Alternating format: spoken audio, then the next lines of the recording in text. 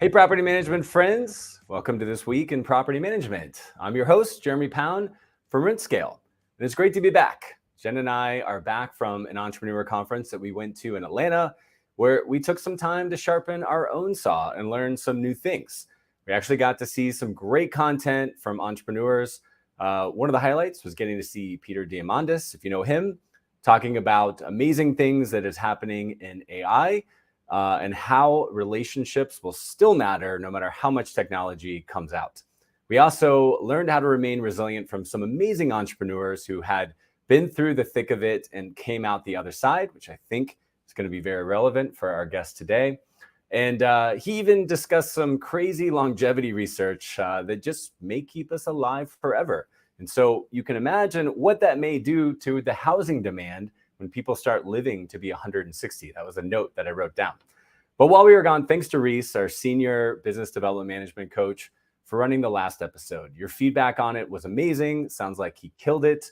But that's enough about the past. Let's look forward to today. I'm really excited about today's episode.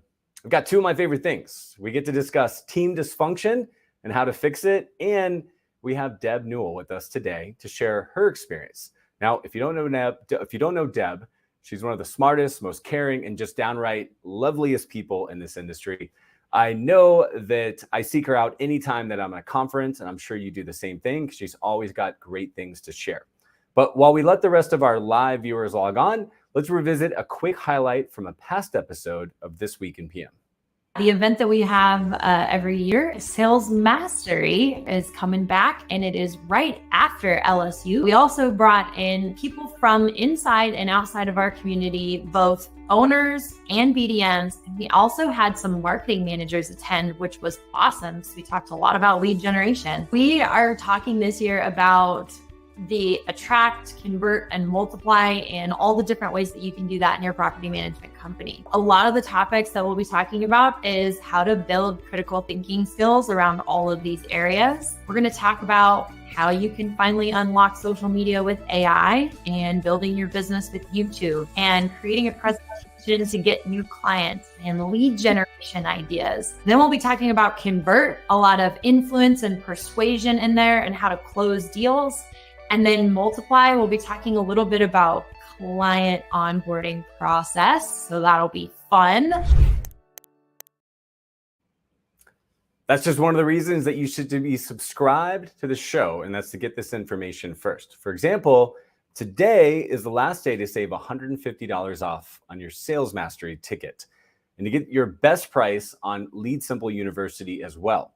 Now, if you book the joint ticket to Sales Mastery and Lead Simple University, you're going to get the best savings. And salesmastery.live, which is the website where you can book your ticket, is the only place to get a joint ticket to both Lead Simple University and Sales Mastery. So it's going to be the best discount for these events, and it expires tonight at 11 p.m. So grab your ticket. And that's why we want you to be here and subscribing. So not only that you can participate and you can give live comments and ask questions of great guests like we have today, but also so that you're the first to get to know this information. And I do want to clear up some confusion about Sales Mastery and who it's for. This is something that we've seen on social media, that some people think that this event is only for business development managers. But we've actually had Deb at one of these in the past. It's just absolutely not true. While we do focus on client acquisition at these events, and there's a lot of discussion around sales skills, we've always had property management owners, entrepreneurs, and marketing managers come to these events as well. And this year, we're going to be sharing some groundbreaking new ideas to grow your PM company in 2025. So you don't want to miss out on this event. If you're a property management owner who really wants to stay ahead of the curve in 2025, this is for you. And I have a feeling that the buzz on social media after this event and after Lead Simple University is really going to create some crazy FOMO in the industry. So since you'd have to know about this discount months ago if you were a regular watcher, be sure that you're subscribed to Strategic PM on YouTube, LinkedIn, Facebook, or X so that you can watch these industry episodes live and be the first to hear what's new. And you can drop your comments and ask questions of our live guests. So grab your ticket to Sales Mastery and Lead Simple University today. That's salesmastery.live before the prices go up dramatically tomorrow. All right, so I'm fresh back from Tampa from our RentScale Q3 meeting. We had our leadership meeting, which was Jen, Reese, and I. It was a fantastic time. We also got to go to the famous Burns Steakhouse. You know what that is? So if I look a little puffy, a little over, like I've overeaten, it's probably because we went there and we went to the dessert room. Highly recommend it the next time you're in Tampa. It was a great time. But Reese, who lives in Tampa, did drive us around and show us all of the devastation near the coast. As you know, Hurricane Helene had gone through, and it really had destroyed everybody on the coast. We literally saw water lines 4 and 5 feet up on people's garages and front doors and houses. And as you can imagine, that is salt water. You can only imagine what that did. We just saw piles and piles of drywall and furniture and appliances in everybody's driveway. So Reese is basically got involved and he's helping his neighbors. So Reese has raised over $6,500 for his neighbors. And the group that he runs, the Tampa Bay Jeep Club, has been going out and physically helping these people in need throughout the strategy. So if you're able to, please donate if you can. We really saw the devastation and it is serious. We'll drop the link below, but this is a great example of the kind of local leadership that we need today. And on a related note, if you've been watching the show regularly, you know that I have been beating the drum repeatedly about the rising cost of property insurance and how we think it's actually going to dramatically increase in the future, and how it's actually caused me to pause some of my own investing in real estate here in Florida. So I can only imagine what the effects from this latest storm will have on the industry. So let's make sure that we're talking to our investors and our prospects about this new reality and what might be coming. So find an earlier episode, I think it was 2 episodes ago, where we talked about this on Week PM, where I covered that in detail, because I just think this is what we're all going to be talking about next year. So, okay, it's a new month, but we're only 3 days in. And Jen, Reese, and I were in Tampa for the meeting, so we don't have the business development scoreboard that you would normally expect on the first This Week in PM of the month. But it's coming. We'll have it on the next show. And I want to show my hand a little bit and tell you that what we're seeing in the industry is that accidental landlords keep showing up and signing up faster than we're used to. And that's how a lot of property managers are making their numbers right now. So instead of our scoreboard, I want to focus on what I found this week on social media. So Evan dropped another banger on LinkedIn. And if you don't follow Evan on LinkedIn from Second Nature, you're missing out on some insightful content. I'm going to ask our producer to drop the link for you below and to put it up on the screen so that you can actually see it. But basically, he made a point that 1,500 single family operators are facing similar challenges this year. We're having regulatory headwinds. There's increased competition in property management.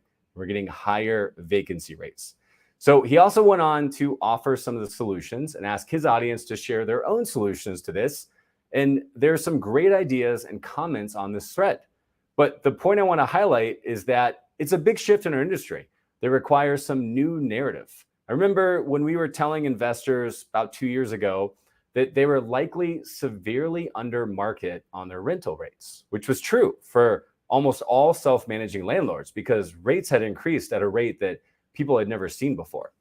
But now that narrative may need to change as tenants have more brand spanking new Class A multifamily coming online, and many residents are just staying put and they're asking for concessions, or they're combining households, which is driving down the demand.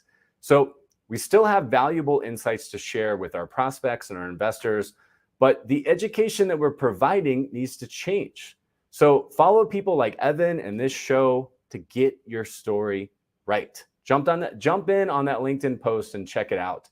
And bonus points if you can share your ideas and give a shout out to This Week in PM.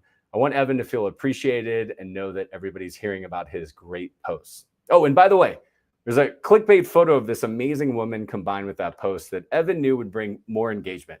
Kind of like how I'm bringing that same person on today. That's right. That's Deb Newell enjoying some Terry Blacks in Austin, which you can also enjoy with us and maybe Deb if you come to Sales Mastery in December when we're all in Austin. So I'm excited to bring Deb onto the show. But first, a quick word from one of our sponsors. Hi there. Did you know that RentScale hosts one of the largest communities of property management sales professionals in North America? Well, my name is Reese Register, and I'm actually a previous BDM and currently a scale coach here at RentScale. We provide over 20 hours monthly of teaching and training and accountability to make sure that our BDMs are supercharging their sales business through inbound, outbound, and allbound. So if you're interested in learning more about supercharging your business, go over to rentscale.com. We'll be glad to schedule a consult and see how we can help you transform your business today.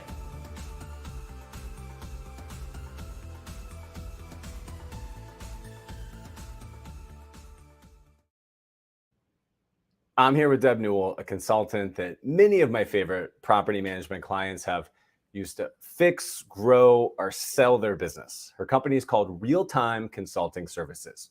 Now, Deb, thank you for joining us. Where does this show find you today? I am in Paradise Valley, Arizona. Home. Fantastic. I'm I'm sure home. it's just as warm there as it is here in South Florida. It's probably about 108 today on Okay, even warmer. October 3rd. It's still really hot. Even warmer. So I've got some questions that I can't wait to ask you about. Sure. Perhaps the hardest part about any business, the people we hire, fire, keep, and grow. But before I ask those questions, can you tell the audience about how you found this great industry that we both serve? Well, I think like a lot of people, I fell into it. I've said this before, and we probably have heard this before. Nobody probably grows up. There's very few that grow up to say I want to be a property manager, or who actually, think through that this is what I want to do as a career. So I fell into it. Started off in maintenance, flipping homes, and really, as a lot of people know, I enjoy maintenance and enjoy the maintenance side of things, and that. I made a ton of mistakes starting my own property management company, thinking it can't be that difficult, charging very little, but doing everything. But it taught me a lot. And, the school of hard knocks is sometimes the best school to go to. And it allowed me to kind of see really quickly what was working, what wasn't working, how to become more efficient, how to delegate responsibility, how to hire the right people. I've hired and fired many people over the years, and some people I even hired back. People change and people grow. So I believe in also giving people chances if that's warranted, coming back. But that's kind of really, I would say it's all organic. If I had to really sum it up, is that it was all through just organic growth and starting out. I never thought it would be a career, never thought anything more than just the moment that I was in and just building it day by day. So unlike me, you actually did run your own property management company. And then Right. you decided, I believe, to exit that, but you really felt like there was a lot of opportunity here and you stuck around. So I just want to clarify that. So you were Yeah. a property management company for how long, and what market were you in?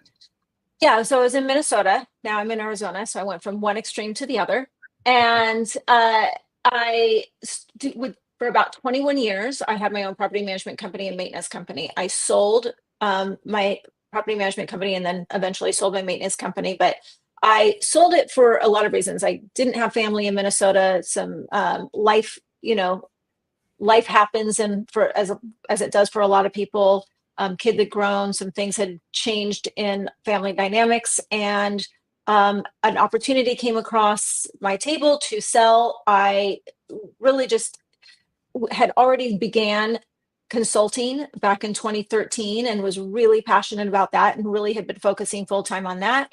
I had a great team that was running the company, and it was just everything kind of aligned, and it was the right time. It was the right fit. I was no longer living in Minnesota. I was flying back every month. It was just the right thing to do for me at that time. And I exited, not staying in at all, and basically focused full time on the consulting business and helping others. And you couldn't escape the industry with all that experience. You obviously probably had great Mhm. relationships, but you saw something that you were excited And about, right? So what's kind of kept you yeah, focused on property management? it's one of those industries that it's never the same. So every day it's different. We all know this. And I think that's what makes it really exciting. There's so much opportunity. The technology has improved. I mean, just in the last 10 years, even just since COVID, we've seen just a huge influx of the technology, the increase in what it can do, the automation. It's just so much has like changed our industry for the better that it's just, it keeps it fresh and it keeps it alive. So for that, I just, I love educating people. I love teaching. That was kind of like a past life of mine. So I kind of went back into that role, and I feel like that's the best fit for me. And I love helping other people really improve their businesses. And, it's warranted me the opportunity to even expand my own knowledge, both, scholarly and then also kind of in real life situations, right? So now I do a lot of affordable, light tech, multifamily, things I didn't have the opportunity before. But as I've grown in this industry and I've gotten to know more people, I've gone to a lot more conferences and expanded my, my my my people around me and my view of everything. It just has really allowed me to help others who are also looking to fix their business, grow, scale, and beyond. Yeah, and I can see the care that you have and the student you are, because luckily we've been the beneficiary of many referrals from Deb Newell over here at Rendscale. And when you pass them off, you have these very thoughtful handoffs about where they are with their business, why they should be Mhm. moving to the next step. And I feel like I do the same thing. I mean, you are there really understanding people, you care about them, you know what they're going through. So thank you for all the great referrals. But I've also seen that, everything you just said, like the way you hand them off, it's clear that you care about them. So let's dive in. Let's share some of this knowledge and expertise and some of the hard fought lessons that you've learned. I know both of us are longtime business owners, and people may not know this by looking at us on these, glamorous cameras with the great lighting, but we've got a ton of scars from the people side of the business, right? So people, this can be the best and the worst thing about any business, right? So property management is a people business, especially the people that we build. It is a service delivered by people. So can you tell us what you see most of us small business owners get wrong when it comes to the people that we hire and how we grow our teams? So I think so. My approach is kind of multifaceted, right? So I take a multifaceted methodology that's grounded in business principles with a psychological theory behind it. So I think, when we're hiring people, sometimes we tend to hire too quickly. We make mistakes on filling a void that's immediate, and not really thinking through the actual like right fit solution. And what I mean by that is that, somebody either quit or we grew really fast, we brought on a bunch of doors. I mean, it could be, there's a myriad of different reasons, right? Something Mhm. pivoted in our business, or our eyes were opened in some way. We had to fire somebody. But I will say this, what it really comes down to is expectations. So making sure that we're aligning our expectations of what the needs are for the company with whom we are hiring. And that's where I see the big gap. For whatever reason, people are afraid to almost say, this is what my expectation is for this position. So we first need to really map out the role and what that person is doing instead of just hiring somebody as a band-aid.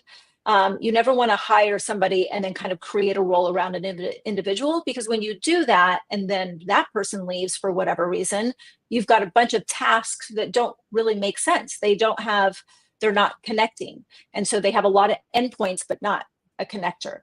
And so that is probably one of the biggest mistakes I see, is that we're just somehow afraid to say, hey, listen, I'm expecting you to be here at 8:30 every day. We work until 6 or we work until 5. And this is what the role entails.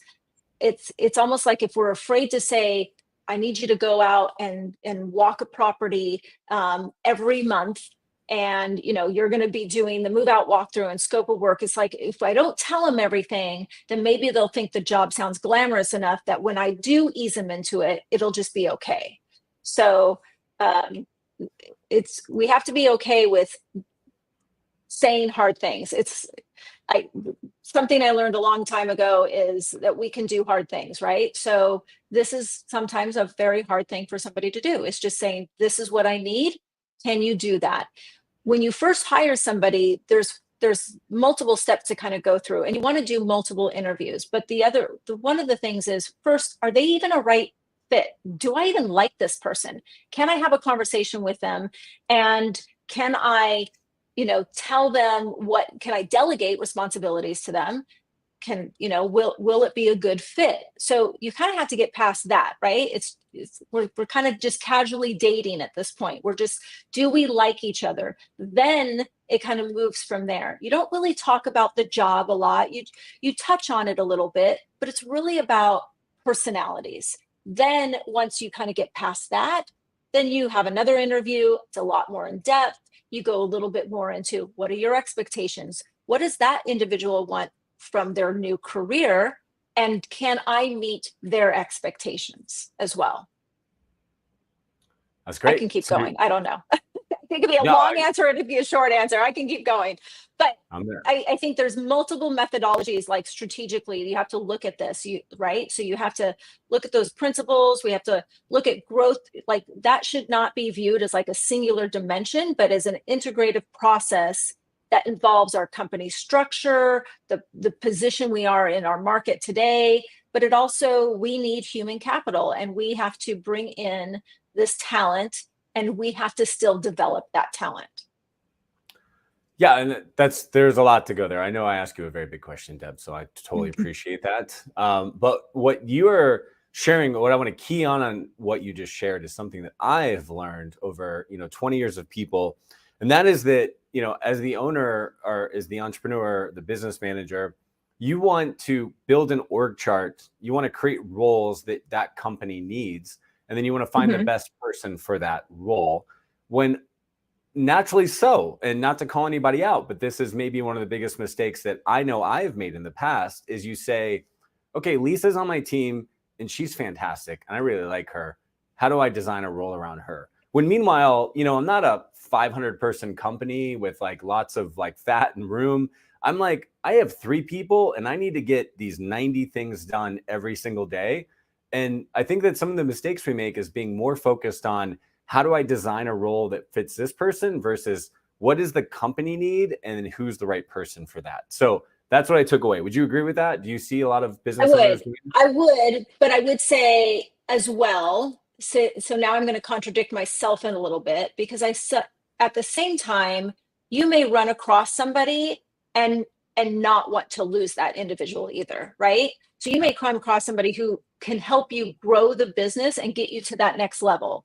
So it's not so much I'm going to create a role or a bunch of tasks or anything around an individual, but what might be the solution is I'm bringing in somebody who I know can get me to the next level. So do I need all of these 3 people? If I do, great. Then it's how quickly can I grow to obviously offset my expense, because now I've incurred an expense that it's going to hurt for a little bit, because I might not have that right away. So, there's a lot of things that we have to consider, but I think what's interesting is we talk about culture a lot in our industry, and I know a lot of other industries talk about it as well, but our strategies in hiring still have to align with our operational needs and that vision of the company, but also the organizational culture, which is paramount from a psychological perspective. So, because this is somebody who's going to be growing with the company. Nobody wants to hire somebody for 4 or 5 months or even a year and then have to rehire for that position, because you just spent all of this time. In fact, there's this 30, 60, 90-day philosophy, I believe, in hiring in training. But it really does go beyond 90 days. Sometimes people aren't really settled for a year to 18 months, depending on the position. So I think we have to really make sure that while yes, I'm saying organizational structure first, roles identified, then people, sometimes you might run across that unicorn. How do I make them fit? But they may encompass multiple roles. So you still need to identify, for the future growth of my company, here's all the roles I'm going to need.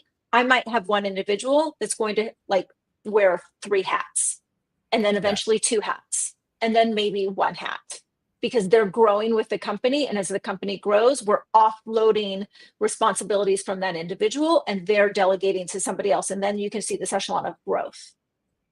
Well, I honestly don't think you contradicted yourself at all there, Deb, because what I'm going to paraphrase, but what I just heard you say is, so I remember learning from, EOS, like there is the functional role, there's like the role that needs to be done, and then there's the person. And sometimes I know in our company, we're larger than some of our clients, but there's still 9 of us and we're growing like crazy. Mm-hmm. And sometimes there's 3 roles that are done by one person until they just can't be done by that person anymore, right? So you were still saying you're not necessarily going to design the role around the person. And please do challenge me if I'm getting this wrong. You're just saying some people are going to do multiple roles, or you're going to take somebody who's doing 2 or 3 roles and they're not doing one to the level that you want. But that's okay for now, because that is the staircase. Am I paraphrasing that right, or am I misunderstanding? Yeah, and also you're not ever, it's rare that people will hire somebody and you're hiring the most amazing and best person. Like you're hiring the person that fits the need today, and hopefully they'll grow with the company, because you also don't want to hire somebody and pay them at the highest, like your cap, right? You're like, because then there's nowhere to go. I can't ever give them a raise if I hire them at the highest level. And then where are you at? You're not any better off than you probably were before. I think the other thing that's important to touch on is that we kind of get into this business because we have a passion for, we started this for a reason, right? Whatever that reason is, whatever our why is for why we started property management. It could be because I wanted to connect with people, the community. I really loved real estate. I love, I enjoyed buying my own homes and managing my own. And how hard could it be for me to manage for other people? What we don't realize is we can't be a 1-man show forever. Eventually we'll be a 2-man show, then a 3-man show. It grows from there. And it's depending, again, on the vision of, do I want to be a 300-door company, a 500-door, 700-door or beyond? And there's no right or wrong answer to that. There's emotional intelligence that also has to come with the leadership of the company. So I often find that's kind of stunted, right? So it's hard to manage people, and we need the people and we need the employees to help us get to these next levels, whatever they may be. But we also, there's this reliance on the leadership. We have to be adaptive. We have to be emotionally intelligent. We have to create a culture of collaboration, innovation, and we have to align all of this. So it's more than just SOPs and processes and automation and tech stacks and all of these fun things that we go to conferences for, and we see. It's building a team, because you can't do it by yourself. So building a team requires some nurture. And again, I like to quote EI a lot, which is emotional intelligence, because that is really paramount to the foundation of a company. And if you have a leader that is not emotionally intelligent and adaptive to situations that happen with employees, then you're going to have a company that's, no matter what market they're in, they're going to suffer. Deb, you're blowing my mind. I don't understand this. I felt that every person that starts a property management company was a natural born leader, loves dealing with people, has infinite resources, right, wants to be emotionally intelligent, is super charismatic, could care less about systems. They just want to care about how the people in their lives are doing. Am I getting this wrong? Are you telling me that it's a different prototype that typically starts a property management company? So here's the thing. There's some people who genuinely go into this because it's kind of like, there's no handbook for this, right? I'm going to do an analogy that I think might be a little bit more relatable. I've never used this analogy before, but it just kind of came to me. When we're parents and you first have a child and you bring that child home, I can distinctly remember when I brought my first child home. He was 5 pounds. He was very tiny, and he fit in the corner of the car seat in the car. And I literally remember us freaking out, running back into the hospital, grabbing a nurse, going, "Is this right? Did we do this right?" We didn't know what we were doing. Nobody told us what to do. Nobody told us what to expect. We didn't know, diaper, back then, I'm sure it's a lot. Now we have TikTok and there's a lot of videos, and thank goodness for social media in that sense. But there is no manual on how to kind of like manage these day-to-day situations. So some people are very good at it. And I use that analogy because some people are very good at being parents right away, instantly. They're natural born, like it's instinct. Some people are very good at being that manager instinct. They have it within them. But the majority of us, we fail every day. At being a parent, we fail at being a leader, and that's okay, because what we need to do is learn from those mistakes, and that's what helps our EI, right? Our emotional intelligence increase, and it changes our culture, it changes the company. We might start off thinking, I'm going to start a business and this is what I want it to do. I want it to be customer centric. We're going to be transparent in our fees. We're going to do all of these things. And that's great. But as you start adding your team to help you manage this vision, things will shift. And as you grow, things have to shift, and that's okay. Yeah, thanks for playing along with my little joke there, because just I welcome. get it. Like, so many people are in our industry. What makes them such good solopreneurs can hold them back when they really become From being, entrepreneurs, right? And they really start scaling. Agreed. And it's the people side. That's a good point. Yeah. And I feel 100%. like I've been through it. Yeah, and I feel like that this was me in my first company. But I immediately remember it. It's easy for us to forget the lessons we've learned, but some lessons you'll never forget. And I just remember, I wanted everyone to do it the way that I would do it. I wanted everyone to think the way that I thought, but I wasn't communicating with them. And much to call back on what you started the call with, which was like, I wasn't willing to tell them, hey, this is what I need from this. This is what we're going to do. And I think that what happens is a lot of us find ourselves, myself included, totally like relatable subject for me, Deb. I got a great business. People love the Jeremy show, and I'm bringing people in and we're growing and this is awesome. And I hire other people. And then I wake up and I'm like, there's resentment, there's dysfunction. There's like, the people are the hardest thing.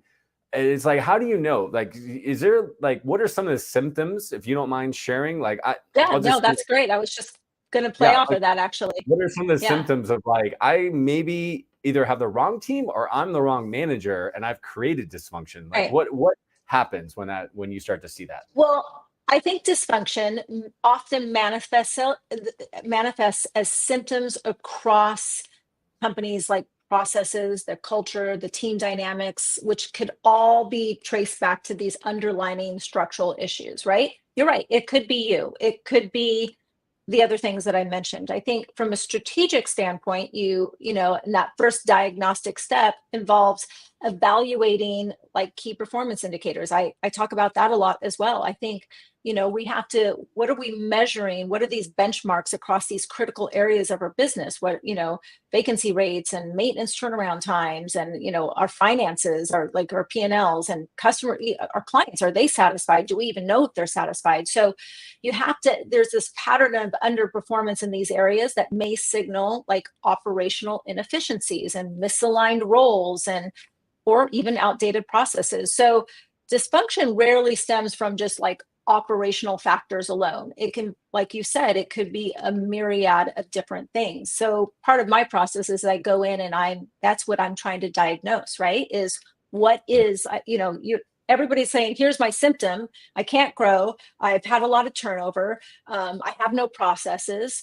And when it kind of boils down, probably the one thing that I see that's kind of this underlining theme, this common theme, is expectations, is this misalignment of expectations. They weren't ever set or clear in the beginning. Again, we for whatever reason, there's conflict and there's healthy conflict. And as humans, we tend to avoid conflict in a lot of ways. And in our minds, expectations sometimes equals conflict for whatever reason. If I have to say this to you, to say, this is what I want, you might not like it. And I just can't deal with that. I can't deal with the drama. I can't deal with, you calling in sick, and I really need you here. So it's just, that comes back to the, emotional intelligence of the leader. So we have to worry. Sometimes we have to kind of, train ourselves before we can help others. So again, do we know what the expectation is? Do we know what our outcome is? So therefore, do we know what our KPIs are? So kind of looking at what our benchmarks are across the company, that will be an effective diagnosis, which, involves interviewing the team and, kind of testing and surveying that emotional climate of the workspace. And do they have the trust of the lead, like vice versa? Do the leaders trust them? Do they trust the leaders? Overall job satisfaction, all of these things play into the longevity of a team and their willingness, by the way, to buy in to new things. So, if I have an owner who's like, we go to conferences, we see these shiny objects, right? We go to the trade shows and all these new products that are, oh, I need this. And so said this was great. And I'm going to start this and sign these contracts. And then I bring it back and the team is like, oh, that's a lot.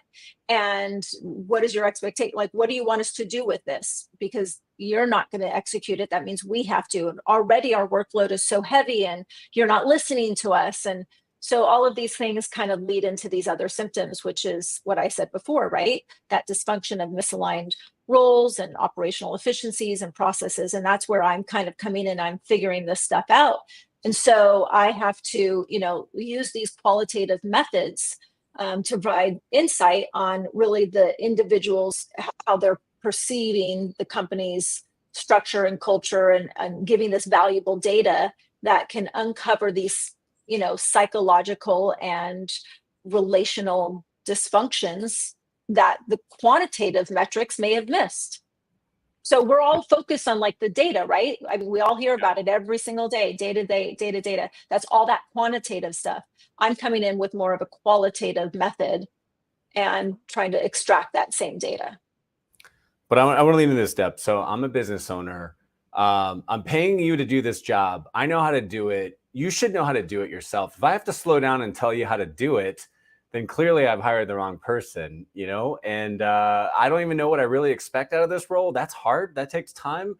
I think that, I just know that I would have done it differently than you. And why am I paying you? Because I got to grow this company, right? Is that the wrong way to approach this? Because that's the way that I think I did it for the first 10 years. Yeah. So, well, it is.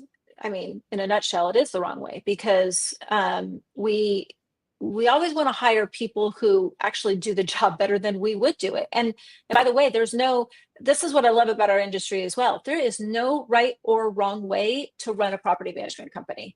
I was actually on the phone with a company earlier today, and we're doing this exercise where we're breaking down the roles that they need. So forget the ones that they have today.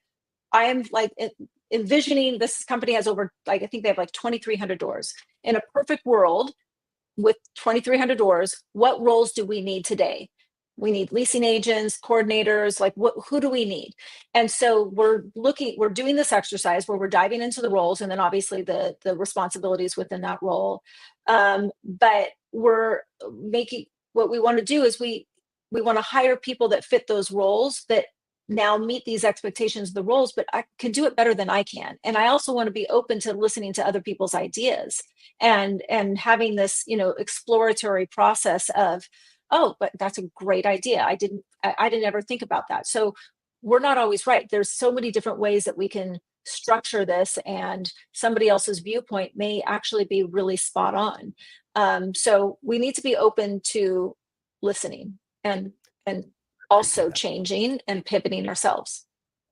So I want to say, Deb, I appreciate you being unrattled by my sarcasm as I give that, because I think that is just the business owner journey that we're just like, why am I paying them if they can't do this job? But I would share, I will kind of say in my own words what I've hear you saying that I think we've both learned, and I've learned from you, is that it's okay if you've got a really well-defined role and you know exactly how it's going to be done and you can bring somebody and you can train that. And it's also okay if you want to bring in somebody like a Deb, who knows how to do it better than you and be like, hey, you've done this before. Show me how to do it. I'm open-minded. I think where a lot of my trouble has been when you're mixing those expectations. Like, do I have this role figured out? And like you said, I have the expectations written down. I know what the right person looks like. I can train you how to do everything. If you have any questions for me about how to do it, I've done this or I've seen this done 100 times. I'm going to tell you, versus I need to bring in somebody who's done something I've never done before. And I need to kind of stay out of your way, and I need to ask the right questions. I need to set the right expectations for results, not how you do your job. And I think that's okay too. And I think that's what's leveled me up in my company. But then I think there's that middle. And I think that's the danger. It's just kind of like, well, I just kind of thought you'd know how to do it, but then I'm also going to tell you you're doing it wrong. Like, would you agree with that? Like, that's just an oversimplification of probably what you're saying, but that's what I've experienced in my career. Yeah, again, two paths. I stay out of your way. You get me the results I want because I'm not a great trainer. I'm not a great manager, but these are what I want. These are my expectations. Just get me this. And I care how you get there, but I don't care unless it's, malicious, but please help me just get to this end result. Or the opposite of, here's follow this, please. This is, checklist. This is everything. I need you to follow it exactly this way. So again, you just want to make sure that there's not a misalignment of understanding what the role is and where you're, how you're engaging your employees. And, this is kind of why I like psychology as much as it plays a big part into how we run our businesses. And it's not just about the data. So that psychological principle of like job satisfaction or a person has to be job fit. You got to consider all of these different variables that play into it. But, an employee that stays in a misaligned role for too long is without like a clear path. That can lead to a lot of things too: frustration, disengagement, and eventual like attrition. So you have to kind of like periodically also check in. I think that's another point that people kind of fail to do, like reviews. What do we do? Like writing people up when they don't clearly meet expectations. So that has to kind of also fall into, that's that people management piece that's really hard for some people to do. But we can't let bad behavior also continue, because I've seen companies where I literally am amazed that there's a company owner, but they've literally let their employees pretty much run the company. It's almost like it's like a playground for them. Oh, I get to do everything, make decisions, bad ones, good ones, but mostly bad ones. I get to do whatever. I can stroll in whenever I want. But the owner is just so like frozen in whatever they're facing. The avoidance of conflict, that they can't trust, and all of these things that they've turned their business over to their employees. And that's not a good thing either.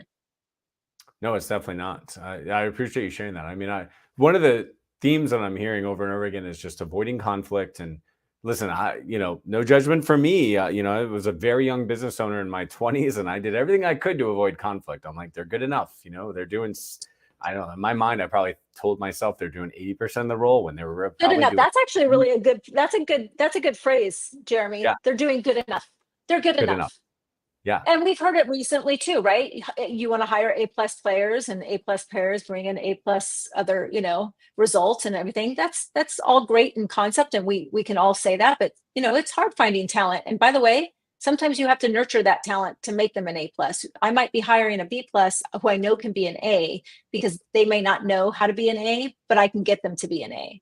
So they do need to be mentored. That was probably the most fun I had as a leader when I had my own company, is I loved mentoring people. I thought it was, and what's satisfying for me even today is when I hear back from old employees who are like, wow, you really, I didn't realize how much I learned from you. Like that is like, that's what I like to hear. I guess that's my love language, right? Like words of affirmation. It's just, did I help somebody succeed and become a functioning adult, both in their career and in life? Like that's what I like, but I understand that that's not for everybody. So, but that's what we need to kind of also focus on, is how do I get that person to be exactly where I need them to be? And can that person be that? And that's why you say hire slow, fire fast.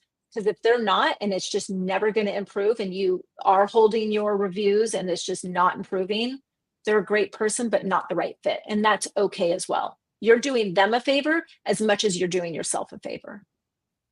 I'd like to just kind of wrap up by giving some Sure. of these business owners a little motivation, a little kick in the pants, but with some, not just a kick in the pants, like, hey, you should do this because it's right, but with some stories. So I'll kind of tee you up on this, Step, because I know this is what you do. And by the way, anybody listening, you're having team issues, talk to Deb, because I know she's going to handle it well. You're probably seeing it based on this call. I'm just thinking through, I've got, some people that have left Rentscale that are amazing. Like I really have been very lucky not to have a bad person at Rentscale, but sometimes the role outgrew the person, or the person was amazing and they loved the culture, they wanted to be here, and they just weren't in the right role. And that's really tough, because I'm like, man, that's an amazing person. They're giving their career to me. I'm a lover, love language. Like, I'm like, man, they are giving everything and they're showing up, but we just keep hitting the same roadblocks over and over again, right? And so we make a change, or they decide to move on, and just the next person comes in, and all of a sudden what seemed like an insurmountable boulder is just a pebble in the path, and they just step right over it because they're the right person in the right seat and they're meant for that. Yeah. So, give us some motivation. Remind me as an owner that, if you're running into the same problems, or if you're seeing these symptoms over and over again, you can graciously kind of move on, bring somebody else in. There's always the right next best person for what you're doing. Am I right about this? Talk me off the ledge. You're right. No, yes, we all know that phrase, right person, wrong seat, right? So we do know that. But I think another analogy that would be really relatable for property managers is, a lot of managers will use this, owners will use this exercise to get rid of your bottom 10%, right? We hear that, right? What clients are taxing, like it's that whole 80-20 rule, right? They're taking up 80% of my team's time and they're literally contributing maybe 20%. It might even be more 90-10 or even less than that. But so it's kind of doing the same exercise, right? So we kind of look at our bottom 10 of our clients, we get rid of them. And what happens when we do? We somehow open up a window that allows for more clients to come in. It's almost like, we're manifesting the fact that I've gotten rid of the bad ones and I'm opening ourselves up to be able to handle better clients, because we're getting better at setting our expectations with clients, right? We're now setting the rules, we're controlling the outcome, and we're only bringing on clients that we want. It's the kind of the same thing. So if you look at your employees and you say, okay, it's just constant, the good person, just something isn't clicking. Again, they're holding on because it's complacency, it's comfort, it's, what they know. And some people can't quit and some people can't fire. So you have to come to that. Just we're not a good fit for each other anymore. Same thing we say with our clients. We're not a good fit anymore for you to manage your property. We're not a good fit.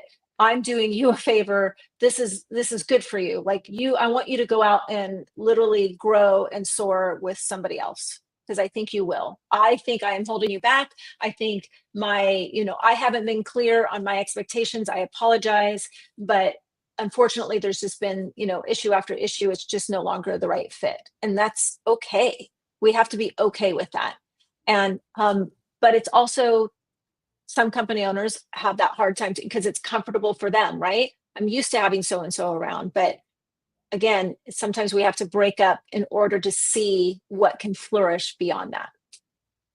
Well, I mean, sometimes things get worse before they get better. And you can't just focus on 100%. the immediate trough, right? Right. Well, Deb, I appreciate you being here.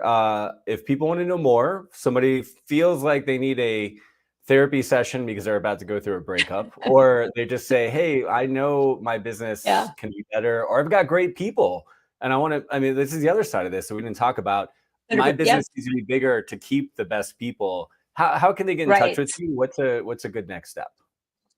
My website's really easy. It's propertymanagementconsulting.com. So pretty easy there. And my link to schedule a call is right there on the first homepage at the very top, at the very bottom. It's kind of throughout all the different ones, but definitely kind of walks them through all the different things that are our team does for companies. So that's probably the best way.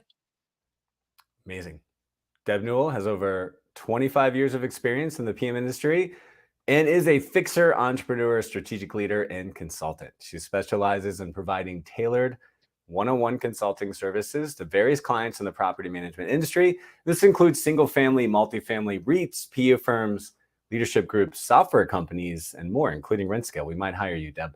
Her multidimensional approach prioritizes people, processes, and technologies alongside other core areas like marketing, asset management, financials, and strategic planning. And as you can see, she's one of the smartest and most generous people in the industry. Absolutely adore you, Deb. Just want to say thank you for being here. Really appreciate it. Thank you. All right. We're going to hear from a sponsor, and I'm going to walk you through the calendar events where you can see fun people like myself and Deb at other NARPM events. This episode is brought to you by Strategic PM, the magazine for property management entrepreneurs and executives. If you go online to strategicpm.com today, you're going to find an entire website full of content written about your industry and by your peers. And it's completely free to sign up. Just go ahead and click on the create a free account right in the upper right-hand corner. When you click on that, not only can you create a digital account, but you can actually add your mailing address and we will send you a free 1-year subscription of the print magazine, which will be showing up in your offices every single quarter. So if you take a look inside the magazine, what you're going to see is that we are focused on growth. We've got 5 pillars of Strategic PM: vision, strategy, culture, marketing, and experience. You're going to be seeing some great high-class content from some of the best thought leaders in the industry talking about the matters that matter the most to your business. So sign up for free today at strategicpm.com and look for the magazine in your office. Guys, can't wait to see you in person. Got a couple of events coming up. The first most is NARPM National, the convention trade show in Dallas. It's October 21st to 24th, so we're just a couple weeks away. Jen, myself will be there, as well as Box, one of our business development managers. Can't wait to see you. And I will have the latest issue of Strategic PM, and I'll be handing those out at the booth. Really excited to see you guys there. Then we move into what I like to call the South by Southwest of property management. We are taking over Austin, Texas, the first week of December. So don't eat too much for Thanksgiving. Don't overdo it, because we want to see you guys, and we want to see you guys looking great in Austin the first week of December. First, December 3rd through 5th, that is Tuesday to Thursday. There's Lead Simple University. Jen and I will be speaking at that event. And if that's not enough for you, December 6th, we're throwing a huge party called Sales Mastery. It'll be our biggest ever. Should have over 100 people there. I told you guys about this early in the episode. So Tuesday to Thursday is Lead Simple University. Friday is RentScale's Sales Mastery. We're excited to see you there. And by the way, just one more time, today is the last day to save $150. So if you're going to go, do yourself a favor and get there. Looking into 2025, which if we don't have flying cars by then, I'll be very upset. That just absolutely sounds like the future to say 2025. We will be in Vegas, January 20th to 23rd at the PM Systems Conference. Jen and I, again, will be speaking. We're going to be sharing some amazing business development, systems with you guys and all kinds of new stuff. Really going to take the best of the best out of Sales Mastery and really break that down into a deeper dive with you guys at the PM Systems Conference. So that's where you can find us. That's where we hope to see you. If I'm missing any events, please let me know. We always want to promote all of the great property management events. So thankful for Deb for joining us today. And that's it for us this week. Thanks for joining and learning about the latest tips and the trends from the top residential property managers in North America. Please be sure that you join us every time. We do this every other Thursday.